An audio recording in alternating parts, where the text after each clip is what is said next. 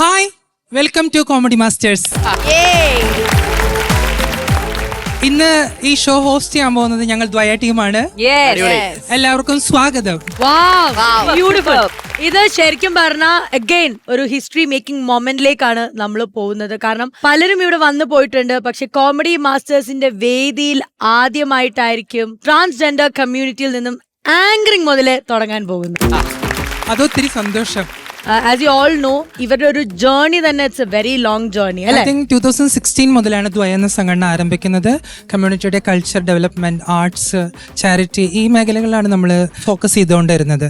അപ്പം അവിടെ നിന്ന് ഇങ്ങോട്ട് നോക്കുമ്പോൾ ഒത്തിരി ചേഞ്ചസ് ഉണ്ടായിട്ടുണ്ട്. അപ്പൊ ദ്വയ 2017, 18, 19 ഈ വർഷങ്ങളിലൊക്കെ ബ്യൂട്ടി പേജന്റ് സംഘടിപ്പിക്കുന്നുണ്ടായിരുന്നു. ദെൻ ദ്വയ റീസ്റ്റാർട്ട് ചെയ്യാൻ പോവാണ് പുതിയൊരു പേജന്റ്. അത് ട്രാൻസ് വുമൻസിനെ മാത്രം വെച്ചിട്ടല്ല, ട്രാൻസ് മെന്നിനു കൂടി ഉൾപ്പെടുത്തിക്കൊണ്ടാണ് കിങ് ആൻഡ് ക്യൂൻ 2025 എന്നുള്ളൊരു ഷോ നമ്മൾ സ്റ്റാർട്ട് ചെയ്യാൻ പോവാണ്. അപ്പം അതിൻ്റെ കാര്യങ്ങൾ കൂടിയും ഞങ്ങൾക്ക് ഇവിടെ പ്രസൻറ്റ് ചെയ്യാനുണ്ട്, സംസാരിക്കാനുണ്ട്. ഞാൻ ആദ്യമായിട്ട് അഭിനയിച്ച ഒരു സീരിയലായിരുന്നു അമൃത ടിവിയുടെ ആൺപിറന്നോൾ എന്ന് പറയുന്ന സീരിയൽ. അതിലെനിക്ക് അഭിനയിക്കാൻ സാധിച്ചു. എനിക്ക് തോന്നുന്നു ഈ വർഷത്തെ സ്റ്റേറ്റ് അവാർഡ് ആൺപിറന്നോൾ എന്ന് പറയുന്ന സീരിയലിലാണ് റിയയ്ക്കാണ് ആ അവാർഡ് കിട്ടിയിരിക്കുന്നത്. അത് ഒത്തിരി ചേഞ്ചസ് ഉണ്ടാക്കിയിട്ടുണ്ട്. ഈവൻ നമ്മൾ വളരെ സെൻസേഷണലായിട്ടൊക്കെ അല്ലെങ്കിൽ വളരെ പ്രൊഡക്റ്റീവായിട്ടൊക്കെയുള്ള സ്ക്രിപ്റ്റ് വേണം എന്നൊക്കെ പറയുമ്പോൾ പോലും ഇത്തരം ഒരു വിഷയത്തിന് ഗവൺമെന്റ് ഒരു അവാർഡ് കൊടുത്തതിൽ ഒത്തിരി സന്തോഷം. അത് കമ്മ്യൂണിറ്റിക്കുള്ളിൽ തന്നെ വലിയൊരു ചേഞ്ചസ് ഉണ്ടാക്കിയിട്ടുണ്ട്. കാരണം അതിൽ ഒത്തിരി കമ്മ്യൂണിറ്റി മെമ്പേഴ്സ് അതിൽ അഭിനയിക്കുന്നുണ്ടായിരുന്നു. ഒന്നും മാത്രമല്ല, അതിലെ ഒരു ട്രാൻസ് മെന്നിന്റെ ഒരു ജീവിത സാഹചര്യത്തെ അതിൽ അടയാളപ്പെടുത്താൻ സാധിച്ചു എന്ന് പറയുന്നത് തന്നെ നല്ല കാര്യമാണ്. അത് അമൃത ടിവിയിലൂടെ സാധിച്ചു എന്നുള്ളതിൽ ഐ എം സോ ഹാപ്പി. അത്തരത്തിലുള്ള ഒരു എംപവർമെന്റും ഇൻക്ലൂഷനും ഉണ്ടായത് തന്നെ ഐ എം സോ ഹാപ്പി. ശരിക്കും പറഞ്ഞു കഴിഞ്ഞാൽ അമൃത ടി വി എന്ന് പറയുന്നത് നമ്മുടെ ഒരു ഫാമിലി മെമ്പർ ആയിട്ട് തന്നെയാണ് നിങ്ങളെയും കരുതിയിരിക്കുന്നത്. അത് തന്നെയാണ് അതിന്റെ ഏറ്റവും വലിയൊരു തെളിവ്. പക്ഷെ ഓരോന്നിനും ടൈം ഉണ്ടെന്ന് പറയുന്ന പോലെ ജസ്റ്റ് കണക്റ്റിംഗ്. എനിക്ക് തോന്നുന്നു നമ്മൾ ഓൾറെഡി ഒന്ന് ശ്വേത ചേച്ചി അടുത്ത് മെൻഷൻ ചെയ്തൊരു കാര്യമായിരുന്നു. ശ്വേത ചേച്ചിയുടെ കളിമണ്ണ് എന്ന് പറയുന്ന സിനിമ റിലീസ് ആവുന്നത് എനിക്ക് തോന്നുന്നു 2013 ആ സമയത്ത് ആ സിനിമ റിലീസ് ആവുമ്പം അത് ഭയങ്കരമായിട്ട് ചർച്ചാ വിഷയമായ ഒരു രംഗം തന്നെ ഉണ്ടായിരുന്നു. ചേച്ചിയുടെ ഡെലിവറി ഇന്ന് അത് നോക്കുമ്പോൾ എല്ലാരും ആഘോഷിച്ച് നടക്കുന്ന ഒരു യൂട്യൂബറിന്റെ ഒരു വിഷ്വൽ അത് ആഘോഷമായി മാറിക്കൊണ്ടിരിക്കുകയാണ്. അത് ഏകദേശം ഒരു വലിയ ഗ്യാപ്പ്, 12 years ഗ്യാപ്പിന് ശേഷം വന്നൊരു സംഭവം. ആക്ച്വലി 13 years, ബിക്കോസ് 2012 ഞാൻ പ്രസവിക്കുന്നത്. മൂവി വരുന്നത് 2013. അപ്പൊ അങ്ങനെ നോക്കുമ്പോൾ ഈ ഇന്ന് ആഘോഷിക്കുന്ന ആൾക്കാർ അന്ന് ഒരുപാട് കമന്റ്സ് പറഞ്ഞിട്ടുണ്ട്, ഒരുപാട് കാര്യങ്ങൾ. പക്ഷെ ഇന്ന് അത് നോക്കുമ്പോൾ അത് പോസിറ്റീവായിട്ട് എടുക്കുമ്പോൾ it's A very good thing. Because എനിക്ക് തോന്നുന്നു റീസെന്റ് ബ്ലെസ്സിയേട്ടനോട് ഇതേ ചോദ്യം ചോദിച്ചപ്പോൾ ബ്ലെസ്സിയേട്ടൻ പറഞ്ഞു, ഞാൻ അന്നും എനിക്ക് ഷുവറായിരുന്നു ഞാൻ എന്താ ചെയ്യണത്. ആൻഡ് അതിന് ഞാനും അല്ലാതെ എൻ്റെ ഫാമിലി സപ്പോർട്ട് ചെയ്തുകൊണ്ടാണ് അങ്ങനെയൊക്കെ ചെയ്യാൻ പറ്റിയത്. സോ നമ്മൾ പറയില്ലേ, നമുക്കൊരു support system, family can be anybody, blood related, outside, ഏത് രീതി സപ്പോർട്ട് സിസ്റ്റം ഉണ്ടെങ്കിൽ നമുക്ക് എന്ത് വേണമെങ്കിലും ചെയ്യാം. So I have been just lucky. And ഇന്ന് ഒരുപാട് ആൾക്കാർ അങ്ങനെ പ്രസവിച്ചുകൊണ്ടിരിക്കുന്നുണ്ട്. അല്ല, വേറൊരു സംഭവമുണ്ട് ചേച്ചി. ലോക ചരിത്രത്തിൽ ചേച്ചി മാത്രമായിരിക്കും പ്രസവിക്കാൻ ആക്ഷൻ പറഞ്ഞത്. ഞാനല്ല പറഞ്ഞത്, കുട്ടിയാ പറഞ്ഞത്. ആ ഒരു ചേഞ്ച് അതുപോലെ തന്നെയാണ് ഇവരും ഒരുപാട് സ്ട്രഗിളിലൂടെ വന്നിട്ട് ഇപ്പോൾ നിങ്ങൾക്ക് കിട്ടിയിരിക്കുന്ന ഒരു അംഗീകാരം എന്ന് പറയുന്നത്. ചേച്ചി പറഞ്ഞത് വളരെ ക്ലാരിറ്റിയോടുള്ള കാര്യം. ഒരു ഫാമിലി സപ്പോർട്ട് സിസ്റ്റം ഉണ്ടാവുക അല്ലെങ്കിൽ ഒരു സൊസൈറ്റി സപ്പോർട്ട് സിസ്റ്റം ഉണ്ടാവുക എന്ന് പറയുന്നത് അത്യാവശ്യം. അപ്പൊ അതിനുവേണ്ടി ഒത്തിരി ഹാർഡ് വർക്ക് നമ്മൾ ചെയ്തിട്ടുണ്ട്, ഇനിയും ഹാർഡ് വർക്ക് ചെയ്തുകൊണ്ടിരിക്കുകയാണ്, ഫൈറ്റ് ചെയ്തുകൊണ്ടിരിക്കുകയാണ്. പക്ഷെ എന്നിട്ട് പോലും നമുക്ക് പലയിടത്തും എത്താൻ പറ്റാത്ത സാഹചര്യമുണ്ട്. പക്ഷെ ഇവിടെ ഇരിക്കുന്ന പല ആളുകളും അങ്ങനെ എത്തി വന്നവരായിരിക്കും എന്നുള്ളൊരു വിശ്വാസം എനിക്കുണ്ട്. 2016 നമ്മൾ രണ്ടാളും ഒരു വർക്കില് കണ്ടപ്പോ ഞാൻ ഒരുപാട് ചോദ്യങ്ങൾ ചോദിച്ചിട്ടുണ്ടായിരുന്നു. ഞാൻ കണ്ട ഒരു ലോകത്തിലുള്ള ഒരു ഈ LGBT എന്നുള്ള Q+, യുനോ ഇതിന്റെ ഒരുപാട് ആൾക്കാർക്ക് ഫുൾ മീനിങ്ങേ അറിയില്ല. അപ്പൊ ഈ ചോദ്യങ്ങളാണ് ഞാൻ അവിടെ ചോദിച്ചത്. അപ്പൊ അതിന് കറക്റ്റായിട്ട് ഉത്തരം പറഞ്ഞു. അപ്പൊ അന്ന് ഞാൻ പറഞ്ഞിട്ടുണ്ടായിരുന്നു, ഈ എഡ്യൂക്കേഷൻ എല്ലാരും എത്തിയാൽ മാത്രമേ ഇതിന്റെ ഒരു മീനിങ് വരുള്ളൂ.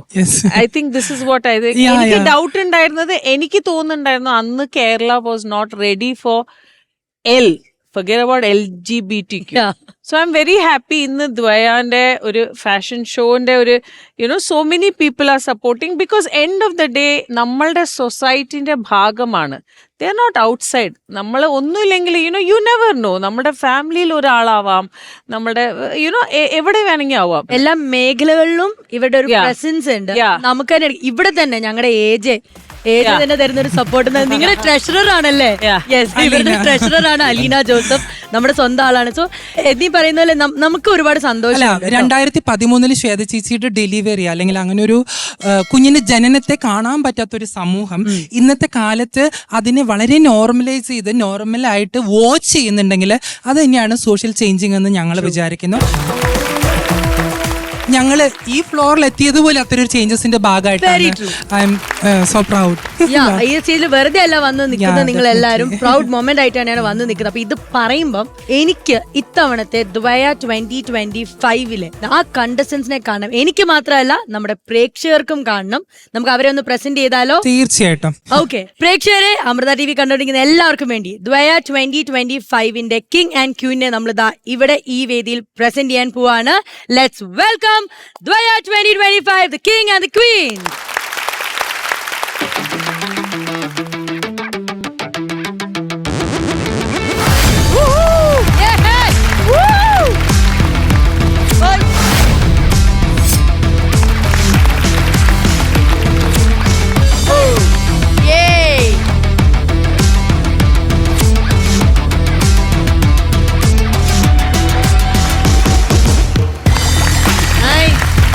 അടിപൊളി അടിപൊളി.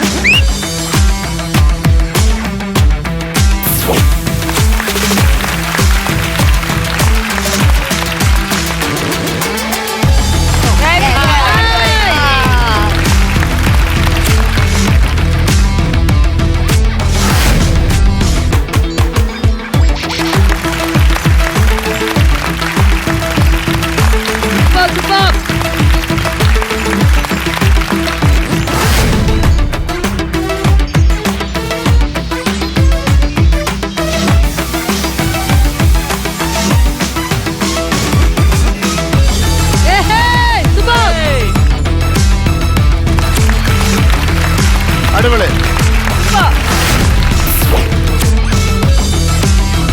ഓക്കെ, അടിപൊളി.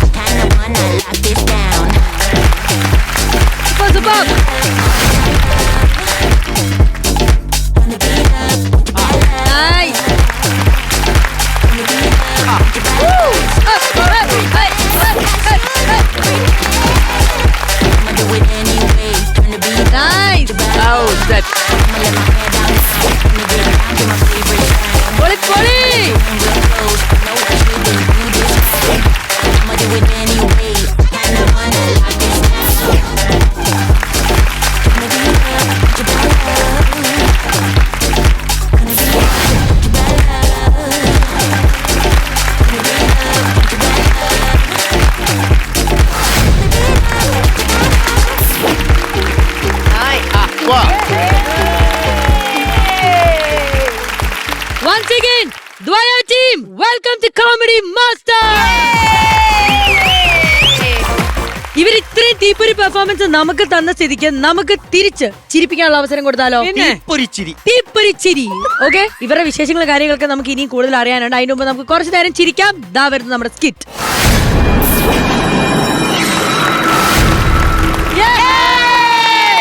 Hello, Captain. This is my urgent call.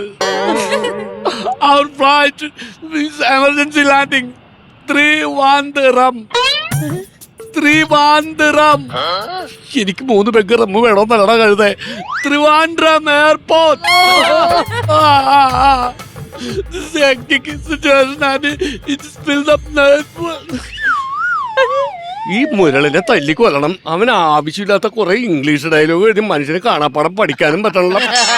Hello captain, ഞാൻ മലയാളത്തിൽ പറയാം, പറ്റുമെങ്കിൽ താൻ മനസ്സിലാക്കുക, അല്ലാണ്ട് ഈ സ്കിറ്റ് മുന്നോട്ട് പോകില്ല. അതുകൊണ്ടാണ് കേട്ടാ. നമ്മുടെ ഫ്ലൈറ്റ് ഞാൻ ടേക്ക് ഓഫ് എന്ന് പറഞ്ഞോളൂ, അപ്പൊ തന്നെ അവിടെ ഓഫായി. ഇനിയിപ്പോ എന്ത് ചെയ്യുമെന്ന് എനിക്കറിയില്ല. മാസം ഒന്നായി ഈ കിടപ്പ് കിടക്കണം. ഞാൻ എത്ര തവണ വിളിച്ചിട്ട് നിങ്ങൾക്ക് ആകൂന്ന് പറയാൻ, ഇതിനെന്തെങ്കിലും ഒരു തീരുമാനം ഉണ്ടാക്ക്. ആ അതെ, MLA കൈയും കാലും പിടിച്ചിട്ട് ഒരു മെക്കാനിക്കിനെ അറേഞ്ച് ചെയ്തിട്ടുണ്ട്. അയാൾ വരാന്ന് പറഞ്ഞാണ്. ആ അത് കഴിഞ്ഞിട്ട് ഞാൻ വിളിക്കാം അങ്ങോട്ട് വൈകിട്ട്. Okay, I will call back you. Bye. അത് മാത്രമേ ഞാൻ പഠിച്ചിട്ടുള്ളൂ.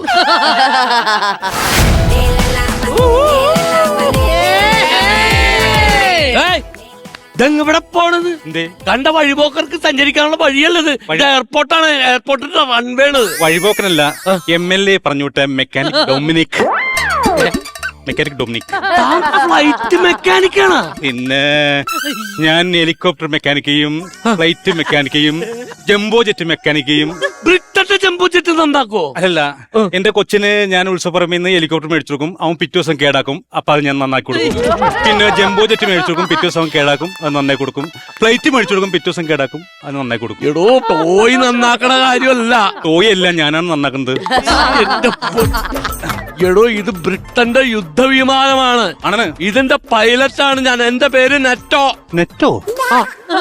ഞാനൊരു ഹാഫ് മലയാളിയും ഹാഫ് ബ്രിട്ടീഷുകാരനുമാണ്. എന്റെ അച്ഛന്റെ അച്ഛൻ ബ്രിട്ടീഷുകാരനായിരുന്നു.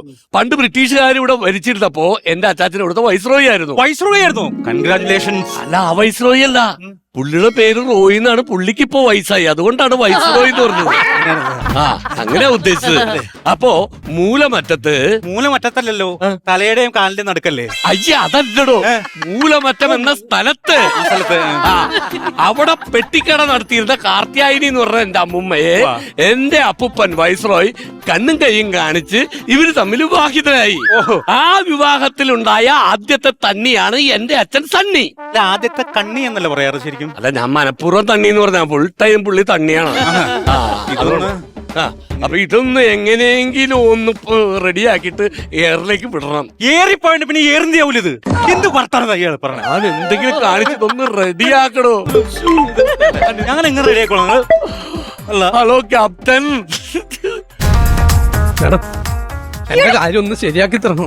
താൻ എന്തിനാണോ കുറെ നേരമല്ലേ എന്റെ പുറകെ ഇങ്ങനെ നടക്കാൻ തുടങ്ങിയിട്ട്? അല്ല, പഞ്ചായത്ത് തന്റെ കാര്യം അവിടെ നിൽക്കട്ടെ. ഞാൻ അതിലും വലിയ അർജന്റ് ആയിട്ടുള്ള ഒരു കാര്യം പരിഹരിക്കാൻ പോവാണ്. അവിടെ നിൽക്ക്. അതെ, ഞാൻ ഇവിടുത്തെ പഞ്ചായത്ത് പ്രസിഡന്റ് ആണ്. ആയിക്കോട്ടെ. ഈ പഞ്ചായത്തിൽ ഒരു ഇല അനങ്ങിയാൽ ഞാൻ അറിയും. അതിനിവിടെ ഇല്ല. ഇല അനക്കിയത് ഞാനാണ്. പുള്ളിക്കാരത്തി അരമണിക്കൂറായിട്ട് അവിടെ നിന്ന് പുഴുങ്ങാണ്. ലാഗടിക്കണല്ലോ, ഞാൻ അപ്പൊ തന്നെ അനക്കി. പുള്ളിക്കാരത്തി വന്ന് അങ്ങനെ കയറ്റിവിട്ടാണ്. അതെ, പിന്നെ കുറെ നാളുകളായിട്ട് ഇവിടെ ഒരു ഫ്ലൈറ്റ് കേടായി കിടക്കുവാന്ന് അറിഞ്ഞല്ലോ. ഇതാണോ? എന്റെ ദൈവമേ, ഞാൻ ഇതുവരെ ഒരു ഫ്ലൈറ്റ് ഞാൻ നേരിട്ട് കണ്ടിട്ടില്ല. ഒന്ന് തൊട്ടോട്ടെ. അതെ, ഇതിന്റെ ഡ്രൈവർ ആരാ? ഞാൻ പൈലറ്റാണ്. അപ്പൊ ഇതിന്റെ ഡ്രൈവർ ആരാ? എന്റെ മാഡം, ഇത് ഓടിക്കുന്ന ആളെ പറയുന്ന പേരാണ് പൈലറ്റ്. ഞാനാണ് ഇതിന്റെ പൈലറ്റ്. അങ്ങനെയാണെങ്കിൽ തന്നോട് ഒരു കാര്യം പറയാം. ഇന്നത്തെ ദിവസം ഇത് ഇവിടുന്ന് എടുത്ത് മാറ്റിക്കോണം, അല്ലെങ്കിൽ ഞങ്ങൾ പഞ്ചായത്തിലേക്ക് കണ്ടുകെട്ടും. പഞ്ചായത്തിലേക്ക് കണ്ടുകെട്ടിട്ട് ഈ സാധനം കൊണ്ട് നിങ്ങൾക്ക് എന്ത് ചെയ്യാനാണ്? എന്ത് ചെയ്യാനാണെന്നാ, ഞങ്ങൾ വനിതകളെല്ലാം കൂടെ ഇതിന്റെ അകത്തൊരു ഹോട്ടൽ തുടങ്ങും, വനിതകളുടെ ഹോട്ടല്. എന്നിട്ട് പുറത്തൊരു ബോർഡും വെക്കും. എന്ത് ബോർഡ്? ഫ്ലൈറ്റിൽ ഊണെന്ന്. ഒരു കാര്യം ചോദിച്ചോ, ഈ വീട്ടിലെ ഊണ് ഞാൻ കഴിച്ചിട്ടുണ്ട്, ഫ്ലൈറ്റിൽ ഊണ് കഴിച്ചിട്ടില്ല. അപ്പൊ എന്നെ വിളിക്കണം, ഒരു മീൻ പടത്തം തന്നെ. ഇത് എത്ര നാളെ ഇവിടെ കിടക്കാൻ തുടങ്ങിയിട്ട്? ഒരു മാസത്തിനടുത്തായിട്ടുണ്ട് ഇവിടെ കിടക്കാൻ തുടങ്ങിയിട്ട്. ഒരു മാസത്തിനടുത്തായി ഇത് ഇവിടെ കിടക്കാൻ തുടങ്ങിയിട്ട്. അങ്ങനെയാണെങ്കിൽ അന്ന് തൊട്ട് ഇന്ന് വരെയുള്ള തറ വാടക പഞ്ചായത്തിൽ അടക്കണം. തരാം, എന്ത് വേണേലും തരാം, വിഷയം ഉണ്ടാക്കരുത്. എന്നാ അടക്കി പെട്ടെന്ന്. എടാ വാടക ഞാൻ നിന്റെ കയ്യിൽ തരാം, നീ അതങ്ങോട്ട് കൊടുത്തേക്കണം മാഡം. എന്റെ കയ്യിൽ തന്നെ നിങ്ങൾക്ക് അവിടെ കൊടുത്താ പോരെ? അപ്പൊ മാഡം പറഞ്ഞത് ശ്രദ്ധിച്ചില്ലേ? ഇല്ല. തറ വാടക കൊടുക്കണമെന്ന്. അപ്പൊ നീ കൊടുത്താലേ അത് ശരിയാവുള്ളൂ. Thank you madam. അതെ, എനിക്ക് പോണം എന്റെ കാര്യം. എന്താ തന്റെ പ്രശ്നം എന്താ? അല്ല, പഞ്ചായത്തിന് ലോൺ കൊടുക്കുന്നുണ്ട് സ്വയം തൊഴിലിന് വേണ്ടി. അതെ, പഞ്ചായത്തിൽ നിന്ന് കോഴി വളർത്താൻ, ആട് വളർത്തല്, പശു വളർത്തല്, ഇതിനൊക്കെയാ ലോൺ കൊടുക്കുന്നത്. തനിക്ക് എന്ത് വളർത്താനാ ലോൺ വേണ്ടത്? എനിക്ക് എന്റെ കുട്ടികളെ വളർത്താനാണ്. എന്ത് ലോണായാലും മതി, ഞാൻ ഓക്കെയാണ്. അങ്ങനെയാണെങ്കിൽ താൻ പഞ്ചായത്തിൽ ഒരു അപേക്ഷ കൊടുക്ക്. ആയിക്കോട്ടെ, ഇന്ന് തന്നെ ഞാൻ കൊടുക്കും. ആഹാ, അങ്ങനെയാണ് എനിക്ക് കോഴിക്കുഞ്ഞുങ്ങളെ വളർത്താനായിട്ട് ഒരു ലോൺ കൂട് വേണ്ട എനിക്ക്. അപ്പൊ താൻ പിന്നെ ഇതിനകത്തിട്ട് വളർത്തും. ഞാൻ ഇതിനകത്തിട്ട് വളർത്തിക്കോളാം. കാരണം ഇത് ഇപ്പോഴെങ്കിലും ശരിയാവുമെന്ന് എനിക്ക് തോന്നുന്നുള്ളൂ. ഇവനൊക്കെയല്ലേ നന്നാക്കാൻ വേണ്ടി വന്നേക്കണത്. പിന്നെ ഇത് പാസഞ്ചറെ കൊണ്ടുപോണ വിമാനമാണോ? അല്ല, അല്ലേ? ഇത് യുദ്ധവിമാനമാണ്. മിസൈലും ബോംബും ഒക്കെ വർഷിക്കുന്ന ബ്രിട്ടന്റെ യുദ്ധവിമാനം. ബ്രിട്ടന്റെ യുദ്ധവിമാനോ? ആ, സത്യത്തിൽ ബ്രിട്ടന്റെ അല്ല, ഇത് ഉണ്ടാക്കിയത് USA ആണ്. അമേരിക്ക ബ്രിട്ടന് വിറ്റു എന്ന് മാത്രം. എന്താ പറ്റേ ഈ അമേരിക്ക സാമ്പത്തിക ബാധ്യത ഉണ്ടായിരുന്നു കാരണം എനിക്ക് എന്താണ്? അല്ലേ, ട്രംപുമായിട്ട് സംസാരിക്കട്ടെ, അപ്പൊ കറക്റ്റ് ആയിട്ട് അറിയാൻ പറ്റും. ഞാനൊരു കാര്യം ചോദിച്ചോട്ടെ, ഈ ബ്രിട്ടന്റെ യുദ്ധവിമാനം എന്തിനാണ് കേരളത്തിൽ കൊണ്ടുവന്നത്? ഇവിടെ അതെ, അതെന്തേ? അല്ല, അത് ഞങ്ങൾ വേറൊരു വഴിക്ക് വന്നപ്പോ പെട്ടെന്ന് കംപ്ലൈന്റ് ആയപ്പോ എമർജൻസി കിടന്ന ഉരുളല്ലേ? ഒരു പഞ്ചായത്ത് പ്രസിഡന്റ് എന്നുള്ള രീതിക്ക് എനിക്ക് അത് അറിഞ്ഞേ പറ്റത്തുള്ളൂ. ബ്രിട്ടനിൽ കിടന്ന യുദ്ധവിമാനം എന്തിനാ കേരളത്തിലോട്ട് കൊണ്ടുവന്നത്? എടോ, തനിക്ക് നന്നാക്കാൻ പറ്റുമോ? പറ്റൂല, ഞാൻ എന്റെ പഠിക്കാൻ. അവിടെ നിൽക്കിത് പറഞ്ഞിട്ട് പോ. അതായത് അമേരിക്കന്റെ കയ്യിൽ നിന്ന് ബ്രിട്ടൻ വാങ്ങിയ ഈ മിസൈലൊക്കെ വർഷിക്കുന്ന യുദ്ധവിമാനം എന്തിന് കേരളത്തിൽ കൊണ്ടുവന്നു? അത് വരണ്ട വന്നു. അതെന്തിനു വരേണ്ടി വന്നു? അതിന് കാരണമുണ്ടെന്നേ. കാരണമല്ലേ പറയാൻ പറഞ്ഞത്? എന്ന് ഞാൻ ആ സത്യം പറയട്ടെ. ഞാൻ പറഞ്ഞല്ലോ, ഞാനൊരു പാതി മലയാളിയാണ്. അപ്പൊ എന്റെ അകത്ത ബന്ധത്തില് കുഞ്ഞുങ്ങളുണ്ട്. കുഞ്ഞുമൊക്കെ ഈ ബ്രിട്ടന്റെ ചോക്ലേറ്റ്സും ബിസ്ക്കറ്റ്സും ഒക്കെ ഭയങ്കര ഇഷ്ടമാണ്. അപ്പൊ ആ കുട്ടി കിടന്ന് വാശി പിടിച്ച് കരുതപ്പോ അതിനു വേണ്ടി ചോക്ലേറ്റും ബിസ്ക്കറ്റും ഒക്കെ ആയിട്ട് വന്നതാണ് ഞാൻ. അയ്യടാ, ഈ ഉള്ള കുട്ടിക്ക് വേണ്ടിയാണോ ബ്രിട്ടന്റെ വിമാനത്തില് മുട്ടായി കൊണ്ടുവന്നത്? അതെ, അത് യുദ്ധവിമാനത്തില്. അല്ല, കുഞ്ഞോളുള്ള കുട്ടിയല്ല. പിന്നെ കുഞ്ഞോക്ക് ഈ കന്നി മാസം കഴിയുമ്പോ 36 വയസ്സ് കഴിയും. 36 വയസ്സ്. അപ്പൊ എന്തിനാണ് ബ്രിട്ടന്റെ യുദ്ധവിമാനമായിട്ട് പുള്ളി കേരളത്തിൽ വന്നത്? നിങ്ങൾക്ക് മനസ്സിലായ? ഇല്ല. ഇല്ല, ഒരു കുഞ്ഞു യുദ്ധത്തിന്. രക്ഷപ്പെട്ടേ. എന്ത് പൊളിയാണ് കാണിച്ചത്? എന്തായാലും ഇത് പൊങ്ങു തോന്നല്ല. എന്റെ കക്കൂസക്ക് മേൽക്കൂരല്ല, അപ്പൊ ഇത് ഞാൻ എടുക്കാണ്. ഇത് ശരിയാവൂലേ? ശരിയാവൂല. ശരിയാവത്തില്ല. അങ്ങനെയാണെങ്കിലേ ഇത് ഞാൻ എടുത്തോട്ടെ. അതെ, എന്റെ കോഴിക്കൂടിന് വാതിലില്ലേ, നീ ഞാൻ വെച്ചോട്ടെ. എന്റെ ഫാനിന് 2 ലീഫില്ല. ഞാനും പോവാ. എന്റെ ഫ്ലൈറ്റ്, എന്റെ ഫ്ലൈറ്റ്, എന്റെ ബ്രിട്ടന്റെ ഫ്ലൈറ്റ്. അയ്യോ,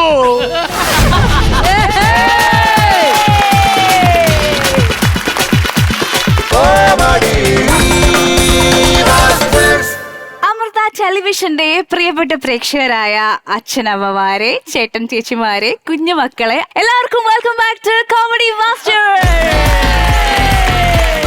നമ്മുടെ നാട്ടുകൂട്ടത്തിനുള്ള അടുത്ത ട്രീറ്റ് നമ്മൾ കൊടുക്കാൻ പോവുകയാണ്. എന്താണ് നിങ്ങൾക്ക് വേണ്ടത്? ചോക്ലേറ്റ് ഉണ്ട്, ഐസ്ക്രീം ഉണ്ട്, പപ്പടവട ഉണ്ട്, പരിപ്പുവട ഉണ്ട്. എന്താ വേണ്ടേ? ചോക്ലേറ്റ് മതി. സ്വീറ്റ് അല്ലേ? തരാട്ടോ. പക്ഷെ അതിന് മുമ്പ് അതിനേക്കാളും നല്ലൊരു അഡാർ ഐറ്റം ആണ് വരാൻ പോകുന്നത്. നിങ്ങൾക്ക് കൂടുതൽ ചിരിക്കാനായിട്ട് ഒരു അടിപൊളി സ്കിറ്റ്. എങ്ങനെ ഉണ്ടാവും അത്? പൊളിക്കും. ഇവിടെ ഈ ഫ്ലോറിൽ ഇപ്പം മത്സരിക്കാനായിട്ട് 2 പേര് റെഡിയാണ്. നമുക്ക് അവർക്ക് നല്ലൊരു കൈയടി കൊടുത്തുകൊണ്ട് വെൽക്കം ചെയ്യാം. Let's welcome Saneesh Mukhashree and Sindhu ചേച്ചി. ചേച്ചി, നമ്മുടെ ഫ്ലോറിൽ നമ്മുടെ ഓണം മെഗാ ചാർജ് ഇവന്റിലേക്കുള്ള 50,000 തിരി കൊളുത്തിയവരാണ് 2 പേരും. അതെ. അപ്പൊ ഇന്ന് കിട്ടുന്ന 50,000 ബോണസ്. അടിക്കില്ലേ? അടിക്കണം. അടിക്കണം, അടിച്ചേ പറ്റൂ. ആ, അതെ. ബാറ്ററി ചാർജ് ചെയ്യാം. ചാർജ് ചെയ്യൂ. ചാർജ് ആയി. ഓക്കെ, സൂപ്പർ ചാർജ് ചെയ്യാനായിട്ട് നമുക്ക് ഇവിടെ സ്കിറ്റ് കാണാം. So once again all the best. പൊളിക്കൂ.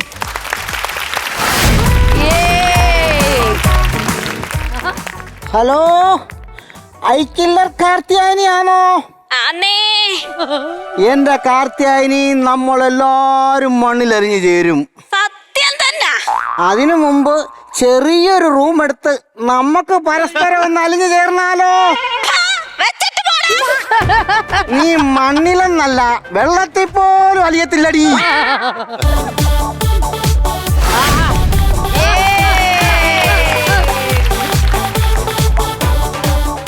ആരാ? പഞ്ചായത്തിന് വിട്ടതാ. എന്റെ കണ്ണി കുത്താനോ? പഞ്ചായത്തിൽ നിന്ന് സൂംബ ഡാൻസ് പഠിക്കാൻ വിട്ടതാ. എന്റെ കൊച്ചെ സൂംബ ഡാൻസ് ഒക്കെ ഞാൻ കണ്ടിട്ടുള്ളതാ. അതിന് ഇത്രയും ഡ്രസ്സൊന്നുമില്ല, അതേണ്ട ഇത്രയും ഡ്രസ്സേ ഉള്ളു. നിങ്ങൾ കണ്ടത് സാംബ ഡാൻസ്, ഇത് സൂംബ ഡാൻസ്. My mistake. എന്റെ മാമ, അതായത് ഈ പ്രഷർ ഷുഗർ ഒക്കെ ഉള്ളവർക്ക് വ്യായാമത്തിന് വേണ്ടിയിട്ടാണ് സൂംബ ഡാൻസ് പഠിപ്പിക്കുന്നത്. ഓ, ആ സൂംബ. ആ വാട്സപ്പ് വഴി സൂംബ പഠിപ്പിക്കാന്ന് പറഞ്ഞ് ഒരുത്തൻ എന്റെ 5000 രൂപ മേടിച്ചായിരുന്നു. എന്നിട്ട് പഠിച്ചോ? അവസാനം എന്റെ 5000 സൂംബ ആ സാറ് കൊണ്ടുപോയി. മാമൻ വിഷമിക്കണ്ട, മാമന്റെ പ്രഷറും ഷുഗറും സൂംബ കളിച്ച് നമ്മൾ 110-ലെത്തിക്കും. ഇല്ലെങ്കിൽ 108 വിളിച്ച് ഞാൻ ആശുപത്രിയിൽ എത്തിക്കും. അത് വേണ്ട, അത് വേണ്ട. കളിക്കാം. എന്നാ പിന്നെ സൂംബ പഠിക്കാം. ആദ്യം കൈ ഇങ്ങനെ പൊക്കുക, ഓക്കേ.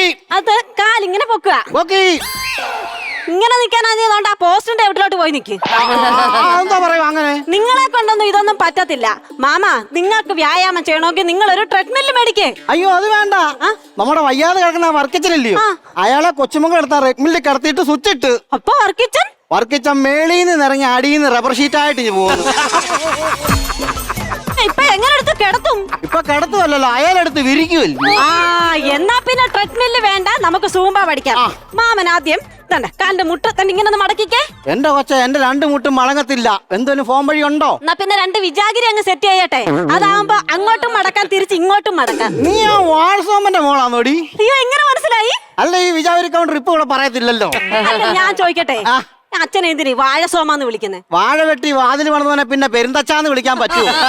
വേണ്ടേ, അങ്ങനെ കളിയാക്കൊന്നും വേണ്ട. എന്റെ അച്ഛനെ ആട്ടുകെട്ടിലുണ്ടാക്കുക. ആട്ടും കാട്ടം ഉണ്ടാക്കുമെന്നല്ലോ, ആടിന്റെ മൂട്ടിന്ന് വരും. ആട്ടും കാട്ടമല്ല, ആട്ടുകെട്ടില്. അവന്റെ ഒരു കട്ടില്. എന്റെ കല്യാണത്തിന് ഒരു കട്ടില് വേണം അവൻ വീട്ടിൽ പോളിഷ് ചെയ്തോണ്ടിട്ട്. എന്റെ മാമ, കല്യാണം വലിയ പുതിയ കട്ടിലൊക്കെ വേണ്ടായോ? ഞാനും എന്റെ ഭാര്യയും കൂടെ അതിനകത്തോട്ട് കയറി ഇരിക്കുകയും ഇരട്ടപ്പഴം ഒട്ടുനൂട്ടി ഞങ്ങളങ്ങോട്ടി. എന്താ പറ്റി? പോളീഷിന് വരെ എസ്ആറിന്റെ ഭാഷയാടി അവൻ അതിനകത്ത് അടിച്ചു വെച്ചിരുന്നത്. അയ്യോടാ, പിന്നെന്താ ഇത്? ഫയർഫോഴ്സുകാർ വന്ന് കട്ടിന്റെ അടി തീ ഇട്ടിട്ട് ഞങ്ങളെ ഷൗല് കൊണ്ട് കുത്തിയിളക്കുവാ. പിന്നെ മാമ, ഈ പഞ്ചായത്തിൽ നിന്ന് സൂംബ ഡാൻസ് പഠിക്കുന്നവരെയൊക്കെ കാശ്മീരിൽ ടൂർ കൊണ്ടുപോകുന്നുണ്ട്. ഓ, മഞ്ഞിന്റെ പുറത്തിന് ചന്തി പെരുപ്പിക്കാൻ ഞാനില്ല. എന്നാ പിന്നെ നിങ്ങളെ അഗ്നിപർവ്വതത്തിന്റെ മണ്ടക്ക് കയറ്റിയിരുത്താം. നിന്റെ അച്ഛനെ കയറ്റിയിരുത്തിയടി. ഡോക്ടർ പറഞ്ഞില്ലേ ഒന്ന് കരിക്കണമെന്ന്? അച്ഛന് പറഞ്ഞുണ്ടല്ലോ. ഇന്നാ നിന്റെ ഭർത്താവിനെ പറയാം. വിളുന്താൻ എന്തിയടി? ഓ, അയാളുടെ കാര്യം ഒന്നും പറയണ്ട എന്റെ മാമ. ഞങ്ങളുടെ വീട്ടിലെ കോഴി അപ്പുറത്തെ വീട്ടിൽ പോയി മുട്ടയിട്ടെന്ന് പറഞ്ഞ് ആ കോഴിയുടെ മുട്ടി സെല്ലോട്ടെ പൊട്ടിച്ചു വെച്ചു. അത് മാത്രമാണോ, കന്നിമാസത്തി ചിങ്ങമാസമാണെന്നും പറഞ്ഞോണ്ട് പട്ടികളെ പറ്റിക്കാൻ വേണ്ടി പഞ്ചായത്ത് മുഴുവൻ അയാൾ അത്തപ്പൂക്കളെ വിട്ടു വെച്ചു മാമ. നീ ഇതെങ്ങനെ സഹിക്കുന്നടി? എന്റെ പൊന്നെ, ഞാൻ ഇതൊക്കെ എങ്ങനെയാലും ഞാൻ അങ്ങ് സഹിക്കാം. പക്ഷെ അയാളുടെ സംശയമുണ്ടോ? ഉണ്ടോന്നോ? വാസ്കോഡ ഗാമ കപ്പലിറങ്ങിയത് എന്നെ കാണാനാന്ന് അങ്ങേര് പറയും. മാമനിത് കേക്കണം. കഴിഞ്ഞ ദിവസം ഞാൻ ആ തോട്ടിൽ പോയി കുളിച്ചിട്ട് വന്നപ്പം എന്റെ നൈറ്റിയിൽ ഒരു ഞണ്ടിരുന്നേന് അയാൾ പറയുവാ, നിനക്ക് നേരെ നടക്കുന്നവനെ ഒന്നും വേണ്ട, സൈഡ് ചരിഞ്ഞ് നടക്കുന്നവരെ മതി. എന്റെ കൊച്ച, ഈ ജോലി മേലാത്ത മിണ്ണത്തരത്തിനൊക്കെ നീ എന്തിനാ കൂട്ടു നിൽക്കുന്നേ? അത് പറഞ്ഞപ്പോഴാ മാമൻ എന്ത് പറഞ്ഞു ജോലി? എനിക്ക് കാഴ്ച ബംഗ്ലാവിലായിരുന്നു ജോലി.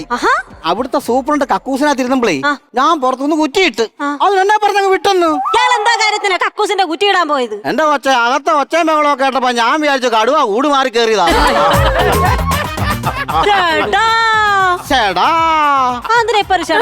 നിന്റെ ഷടായല്ലോ, എന്റെ ഷടായില്ലയോ?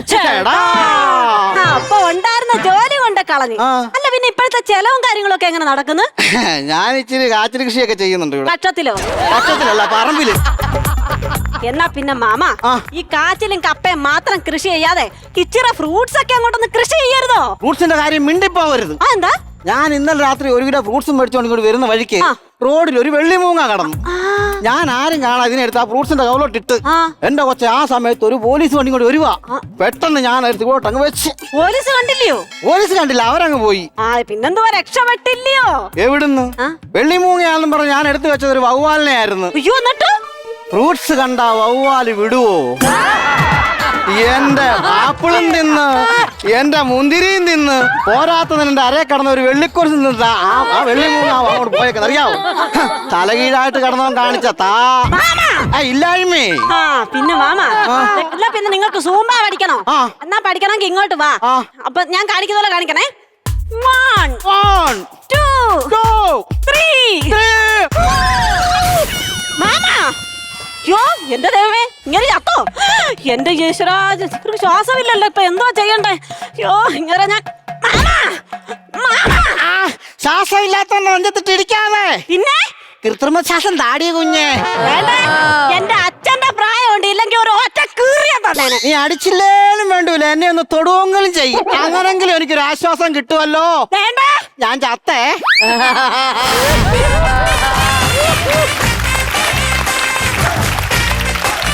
എങ്ങനെയുണ്ടായിരുന്നു പെർഫോമൻസ്? വാവായിട്ടുണ്ടായിരുന്നു. ഞാനേ ഇതെനിക്കൊന്ന് കേക്കണം, ലൈവ് പറയുമെന്ന് ചോദിക്കായിരിക്കുമായിരുന്നു. ചിരിയും വാവ് കേൾക്കാൻ വേണ്ടിയാ ഞങ്ങൾ എല്ലാരും പ്രേക്ഷകർ ഉൾപ്പെടെ ഇവിടെ നിന്നത്. ബാബു ചേർത്ത വ്ളോഗ് ചെയ്യും പോലെ. വാവായിട്ടുണ്ടായിരുന്നു.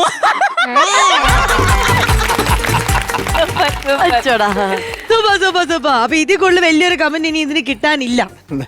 ഈ വാവ് എന്ന് പറയുന്ന വേറൊരു ഫാക്ടർ ഉണ്ട്. ഇവര് ശരിക്കും റിയൽ ലൈഫിൽ ഹസ്ബൻഡ് ആൻഡ് വൈഫ്, അത് നിങ്ങൾക്ക് അറിയോ? ലവ് മാരേജ് ആയിരുന്നു എന്നാണ് എനിക്ക് തോന്നാണോ? കോൺഫിഡൻസ് നോക്കണേ. ആദ്യമായിട്ടാ അങ്ങനെ ഒരു കല്യാണം കഴിഞ്ഞ ആള് സന്തോഷത്തിൽ അത് പറയുന്നത്. എനിക്ക് തോന്നുന്നു അങ്ങനെ എനിക്ക് ചേട്ടന്റെ ലൈഫിൽ ആദ്യത്തെ പെണ്ണെന്നുള്ള രീതിയിൽ ലൈൻ അടിച്ച ചേച്ചീനാണോ? അതല്ല, നമ്മള് സത്യം പറയണമല്ലോ. ശരി, അപ്പൊ സിന്ധു ചേച്ചീനെ കണ്ടുപിട്ടിയത് എങ്ങനെയാണ്? നിങ്ങൾ ലൈൻ അടിച്ച എങ്ങനെയാണെന്ന് കേൾക്കണം. ഞങ്ങള് ITL ഒന്നിച്ച് പഠിച്ചതാ. ITL പഠിച്ചെന്ന് വെച്ചാൽ എന്റെ ട്രേഡ് കാർപ്പൻ്റർ ആയിരുന്നു, അവള് MRT വരും. 2 ക്ലാസ് ആയിരുന്നു, ഒരു ITL ക്ലാസ് ആയിരുന്നു. അവിടെ 54 ആൺപിള്ളാരും ഒരു പെണ്ണും ഉള്ളായിരുന്നു. 54 ആൺപിള്ളേര് ഒരു പെണ്ണ്. What a ratio. പെണ്ണായി നിൽക്കുന്നത്. അല്ല അതൊന്നും എങ്ങനെ സെലക്ട് ചെയ്ത് അണ്ണനാ? ഇത് 54 ഒരെണ്ണം സെലക്ട് ചെയ്യണമെങ്കിൽ അത് ഭയങ്കര ടാസ്ക് ആണല്ലോ. അന്നത്തെ 54 എണ്ണത്തിലേ ദിലീപായിരുന്നു പുള്ളി. വാവായിട്ടുണ്ടായിരുന്നു അതും. അല്ല അന്ന് അപ്പൊ ITL ഷൈൻ ചെയ്ത അളിയനായിരിക്കും ഒന്ന്. അന്നും പരിപാടിയൊക്കെ ചെയ്യില്ല. പരിപാടിയൊക്കെ ഉണ്ട്, ചെറിയ പരിപാടിയുണ്ട്. അന്ന് ദിലീപിന്റെ ഫിഗറും ചെയ്യും. അത് തന്നെ ദിലീപിന്റെ പേരും ഏതായിരുന്നു കാര്യസ്ഥം വരെ പാത്തമ്മ പഠിക്കായിരുന്നു. ദിലീപ് ഷോ. ദിലീപ് ഷോ. ഏത് ദിലീപിലാ വീഴുന്നേന്ന് അറിയില്ലല്ലോ. അല്ല, നിങ്ങൾ ആർക്കാണ് ആദ്യം ഇഷ്ടം തോന്നിയത്? ഇവിടുന്ന് ഇങ്ങോട്ടായിരുന്നോ അവിടെ നിന്ന് അങ്ങോട്ടായിരുന്നോ? എങ്ങനെയാണ്? എനിക്ക് ഇഷ്ടം തോന്നിയത്. പക്ഷെ ഞാനൊരു ബുദ്ധി കാണിച്ച്. എന്നായിരുന്നു? ഈ 54 ആമ്പിളാരുണ്ട് പ്രേമം കൊണ്ട് ചെന്ന് നടക്കത്തില്ല, എനിക്ക് മനസ്സിലായത്. കാരണം അത് നമുക്ക് നമ്മുടെ ക്ലാസ് തന്നെ എല്ലാവരും ഇത്രയും പേര് ആകെ ഒരു പെണ്ണല്ല ഉള്ളൂ. അപ്പൊ അതിന് നമ്മൾ നേരെ എന്റെ ചേട്ടനോട് കാര്യം പറഞ്ഞു, എനിക്കൊരു പെണ്ണിന് ഇഷ്ടമാണെന്ന് പറഞ്ഞു. സ്വന്തം ചേട്ടനോട്? അവള് കൂട്ടുകാരെ പോലെ. അപ്പൊ അവൻ പറഞ്ഞു, ആ പെണ്ണോട് പറഞ്ഞു. ഞാൻ പറഞ്ഞില്ല. അതെന്താ പറയാൻ? ഞാൻ പറഞ്ഞു അതിനോട് ഇഷ്ടം പറഞ്ഞിട്ട് അതിനെ പ്രേമിച്ചുകൊണ്ട് ഇവിടെ വന്നു കഴിഞ്ഞാൽ പിന്നെ നിങ്ങൾ നാശം ഉണ്ടാക്കുന്നതിനേക്കാളും നല്ലത് നിങ്ങൾക്ക് ഇഷ്ടമാണെന്ന് പറ. അങ്ങനെ വീട്ടിൽ പോകാൻ പറഞ്ഞാൽ വീട്ടിൽ പറഞ്ഞു. അവൻ തന്നെ വീട്ടിൽ പറഞ്ഞു, അമ്മ അവനിങ്ങനെ കാര്യം പറഞ്ഞിട്ടുണ്ടെന്ന് പറഞ്ഞു. അപ്പം വീട്ടിൽ ഇങ്ങനെ പറഞ്ഞപ്പോൾ അവർ പറഞ്ഞു നമുക്ക് വേറെ വീട്ടുകാരോട് സംസാരിക്കാം എന്ന് പറഞ്ഞു. അങ്ങനെ ചേട്ടനൊക്കെ പോയി സംസാരിച്ച് കഴിഞ്ഞ് അപ്പൊ അതിനിടയ്ക്ക് തന്നെ നമ്മൾ റൂട്ട് വരച്ചിട്ട് നല്ല ഫ്രണ്ട്സ് ആയിരുന്നു.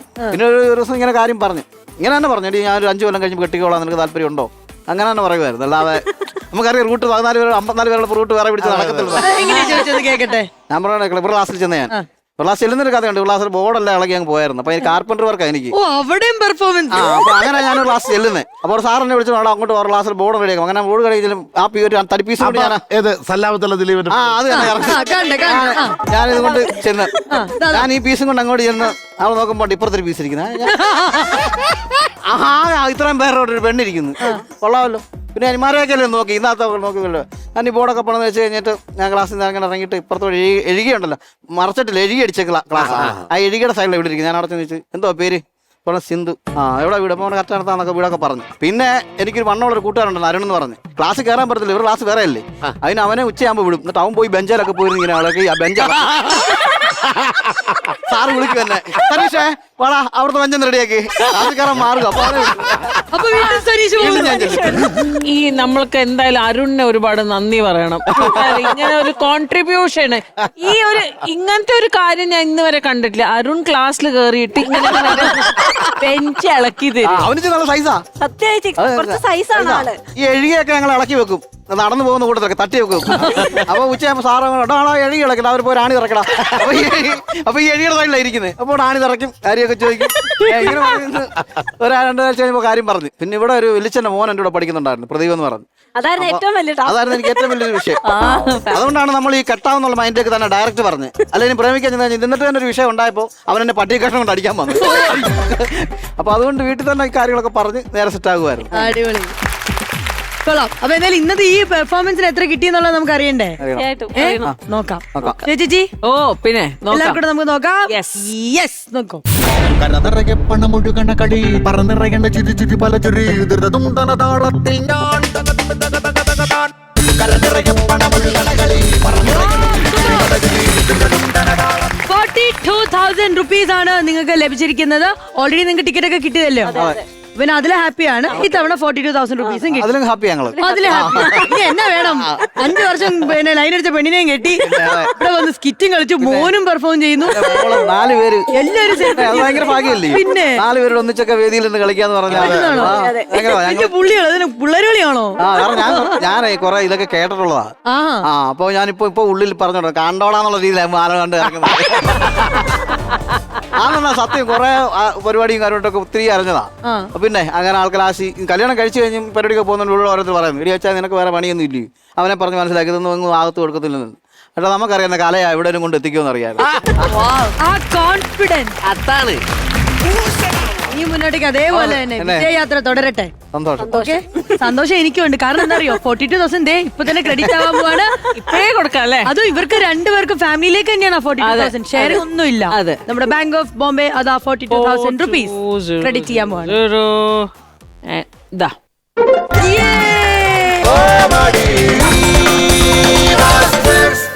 Hi, welcome back to comedy masters. അയ്യോ കൈയടിക്കല്ലേ, ഞാനല്ല നിയാശയാണ് ആങ്കറിംഗ് ചെയ്യുന്നത്. ഇത്ര കൈയടി എനിക്കില്ലായിരുന്നല്ലോ. Okay, carry on. Welcome back to comedy master. അപ്പൊ വാവായിട്ട് നമ്മളുടെ കൂടെ ഉള്ളത് ആരൊക്കെയാണ്? ശരത്തും ഷൈനുമാണ്. അപ്പൊ നല്ല സൂപ്പർ ഹിറ്റ്, നല്ല അടിപൊളി സ്കിറ്റ്.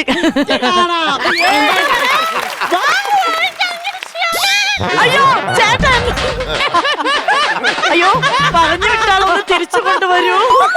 പവർ കുറച്ച് കൂടിപ്പോയി ചാർജുട്ട.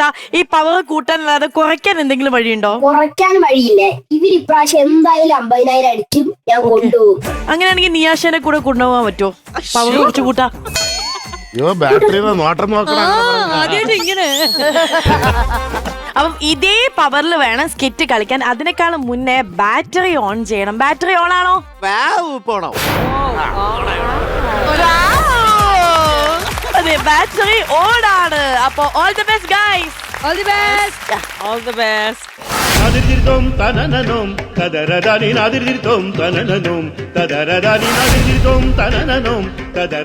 സോയാ സോയേ സിറേ സിറേ മസലമാ. ചേട്ടൻ അടുപ്പിൽ ഊതുകയാണോ? ആണോ? ഇതോടെ കാണിക്കുന്നേ. അടുപ്പിൽ ഊതുന്നവന്റെ ആസനത്തിൽ ഊതണമെന്നാണ് പറഞ്ഞിട്ടുള്ളത്. കാണിച്ചോണ്ടല്ലോ. അയ്യോ ചേട്ടൻ അങ്ങനെ ചൂടാവരുത്. ഇതെന്നാ ഈ മുഖത്ത് തള്ളിയിരിക്കുന്നേ?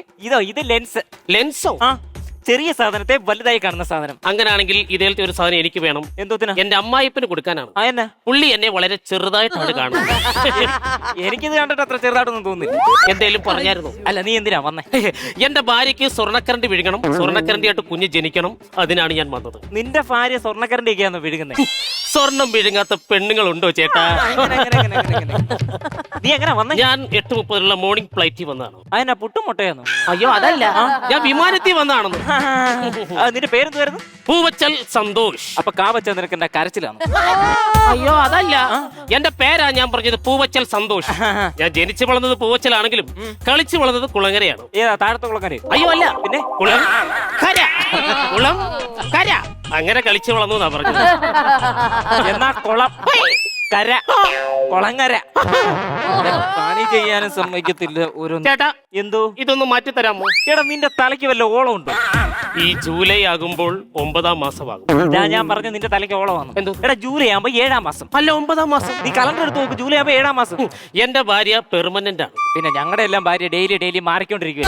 അയ്യോ അതല്ല, മറ്റേ ഈ ഗർഭിണികളെ പറയുന്നതിന് പേരുണ്ടല്ലോ, പ്രഗ്നന്റ് ആണോ? അതെ, എന്റെ ഭാര്യ അതാണ്.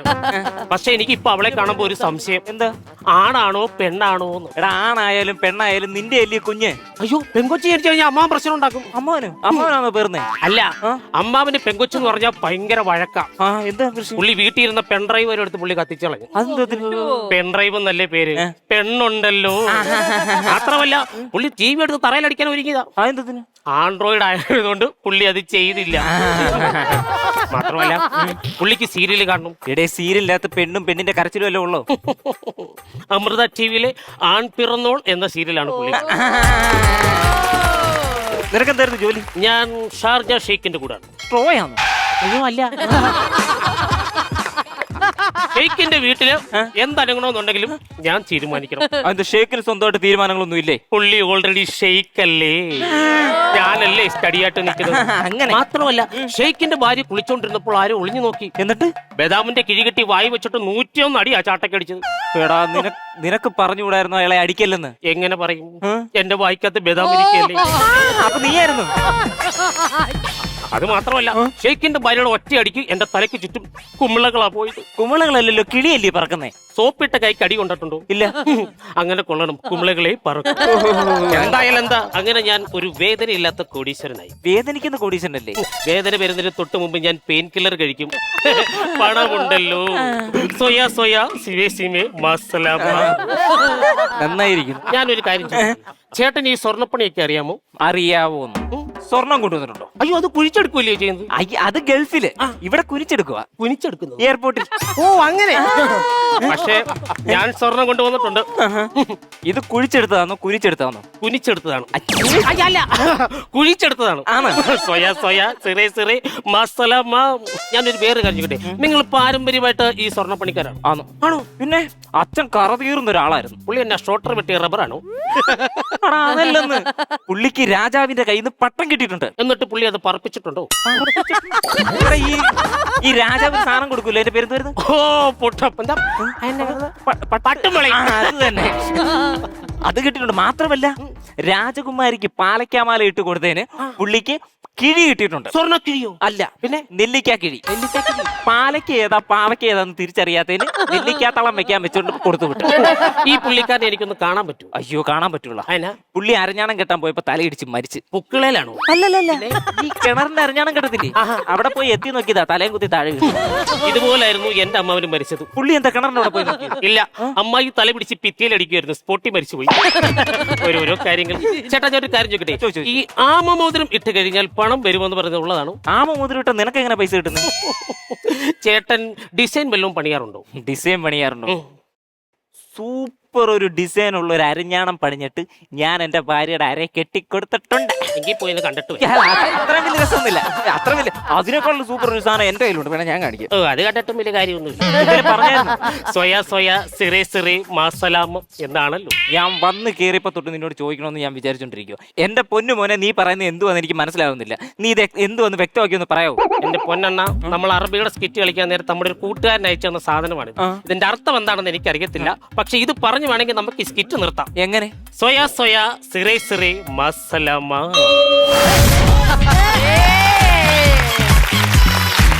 Very good. സോയാ സോയാ സിറേ സിറേ മസലാമ. അത് കൊള്ളാം, അത് കറക്റ്റ് ആയിരുന്നു. ശരത്ത് പറയുന്ന ടോൺ ഭയങ്കര രസം കേൾക്കാൻ. നൈസ്. മൊത്തത്തിൽ ചിരിക്കാനുള്ള ഒരുപാട് കാര്യങ്ങളുണ്ടായിരുന്നു. We are so happy. ഹാപ്പിയാണ്. അവര് ഹാപ്പിയാണോ? എങ്ങനെയുണ്ടായിരുന്നു? അടിപൊളി, അവർക്കൊക്കെ ഇഷ്ടമായി. ചേച്ചി നന്നായിരുന്നു. നമ്മൾ ഒരു സ്കിറ്റ്, ഒരു പെർഫോമൻസ് കഴിഞ്ഞാൽ ഒരാൾ ഒരു സിഗ്നേച്ചർ എന്ന് പറയില്ലേ, ഈ സ്കിറ്റിന്റെ സിഗ്നേച്ചർ ആയിരുന്നു ഇത്. നമ്മുടെ ബാറ്ററി ചാർജ് ആയിട്ടുണ്ട്. സ്വയ സ്വയ സിരി സിരി മാസലാമാ. എന്താ ചാർജ് നോക്കാം. ആ ചാർജ് എന്താന്ന് കണ്ടോക്കാം. കര നിറയെ പണമൊഴുകണ കളി പറന്നിറയേണ്ട ചിരി ചിരി പല ചിരി ധൃതതും തന താളത്തിൽ ഞാൻ പണമൊഴുകണ കളി പറന്നിറയേണ്ട ചിരി ചിരി പല ചിരി ധൃതതും തന താളം. 25,000 രൂപ ലഭിച്ചിരിക്കുകയാണ്. ശരി, എങ്കിൽ ഞങ്ങൾക്ക് ആ പൈസയും കൂടെ ഒന്ന് ട്രാൻസ്ഫർ ചെയ്ത് തരുമോ?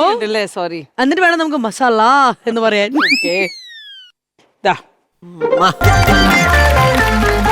ഏതല്ല വൈബ്, പൈസ കിട്ടി, ഇനിയിപ്പോ അടിച്ചു പൊളിക്കാത്രേ ഉള്ളൂ.